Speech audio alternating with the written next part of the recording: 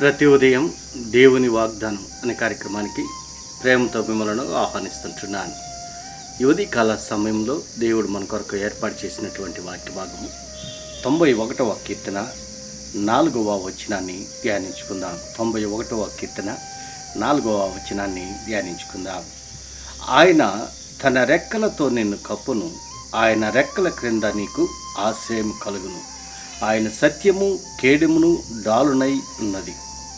క్రీస్తునందు ప్రియమైన దేవుని బిడ్డలారా, ఈ ఉదయకాల సమయంలో పరిశుద్ధాత్మ దేవుడు మనకిస్తున్నటువంటి వాగ్దానము, ఆయన తన రెక్కలతో నిన్ను కప్పును, ఆయన రెక్కల క్రింద నీకు ఆశ్రయం కలుగును, ఆయన సత్యము కేడెమును డాలునై ఉన్నది. ఈ యొక్క వాగ్దానాన్ని దేవుడు మీకును మీ కుటుంబాలకును ఆశీర్వాదకరముగాను దీవెనకరముగాను మార్చునుగాక.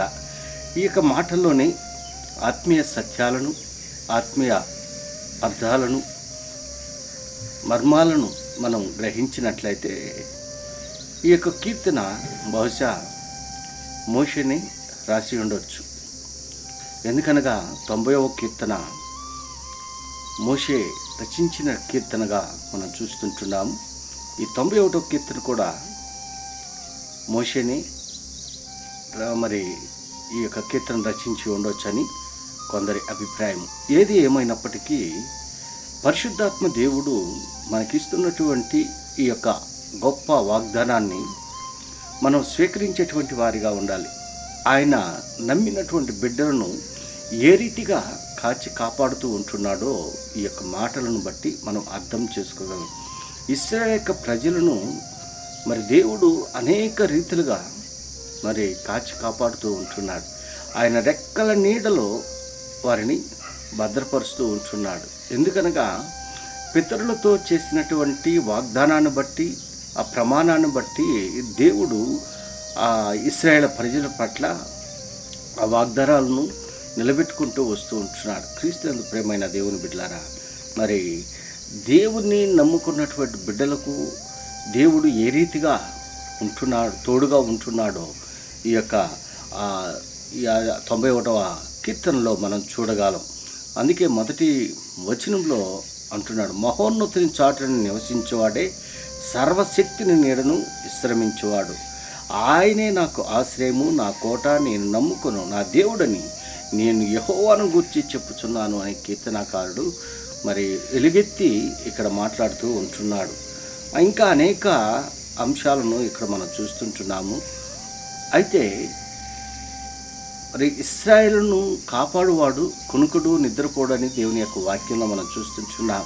ఆ రాత్రి వేళ కలుగు భయముకైనను, మరి పగటి వేళ ఎగురు బాణముకైనను, చీకటిలో సంచరించు తెగులుకైనను, మధ్యాహ్నమందు పాడు చేయి రోగముకైనను నువ్వు భయపడకుందువు. ఎప్పుడు అనగా దేవుడు సదాకాలము తోడుగా ఉంటున్నాడు. ఆయన ఎల్లప్పుడూ మనతో ఉంటున్నాడు. ఇశ్రాయేలు యొక్క ప్రజలకు తోడుగా ఉన్నటువంటి దేవుడు నీకును నాకును తోడుగా ఉంటున్నాడు. మరి ఎలాంటి పరిస్థితుల్లో ఉన్నా, ఎలాంటి స్థితిలో ఉన్నా దేవుడు మనల్ని ఆయన రెక్కల నీడలో మనల్ని కాచి కాపాడుతూ ఉంటున్నాడు. కోడి తన పిల్లలను మరి ఏ రీతిగా అయితే రెక్కల క్రింద భద్రపరుచుకున్నో ఆ రీతిగా ఆయన నమ్మినటువంటి బిడ్డలను ఆయన ఆ రీతిగా భద్రపరుచుకుంటున్నాడు. ఎందుకనగా ఆయన నమ్మినటువంటి బిడ్డలను ఏ మాత్రమును విడనాడేటువంటి దేవుడు కాదు. ఎందుకనగా ఆయన సర్వశక్తి కలిగినటువంటి దేవుడు, నమ్మకమైన దేవుడు, నమ్మదగినటువంటి దేవుడు. క్రీస్తునందు ప్రియమైన దేవుని బిడ్డలారా, ఈ ఉదయకాల సమయంలో ఈ మాటలు వింటున్నా నీవు నేను మనం ఏ విషయం గురించి కూడా మనం భయపడాల్సిన అవసరంలా. ఎందుకనగా మనము ఆరాధించేటువంటి దేవుడు, మనము నమ్ముకున్నటువంటి దేవుడు మనల్ని అనాథలుగా ఆయన విడువడు. ఆయన రెక్కల నీడలో మనల్ని దాస్తాడు. ఆయన మనకు ఎత్తైనటువంటి కోటగా, దుర్గముగా ఆయన ఉంటున్నాడు. అందుని బట్టి మనము భయపడాల్సిన అవసరం లేదు. ఆయన యందు నమ్మిక ఉంచి, ఆయన యందు విశ్వాసం ఉంచి ఆయనలో మనం జీవించినప్పుడు దేవుడు మనకి ఆయన కంచి వేస్తూ ఉంటున్నాడు. ఆయన రెక్కల చాటును భద్రపరుస్తాడని ఈ కొద్ది మాటల ద్వారా నేను హెచ్చరిక చేస్తుంటున్నాను. దేవుడి యొక్క మాటలను మరెక్కువగా మీకును మీ కుటుంబాలకును ఆశీర్వాదకరంగాను దీవెనకరంగాను మార్చినగాక. ఆమేన్.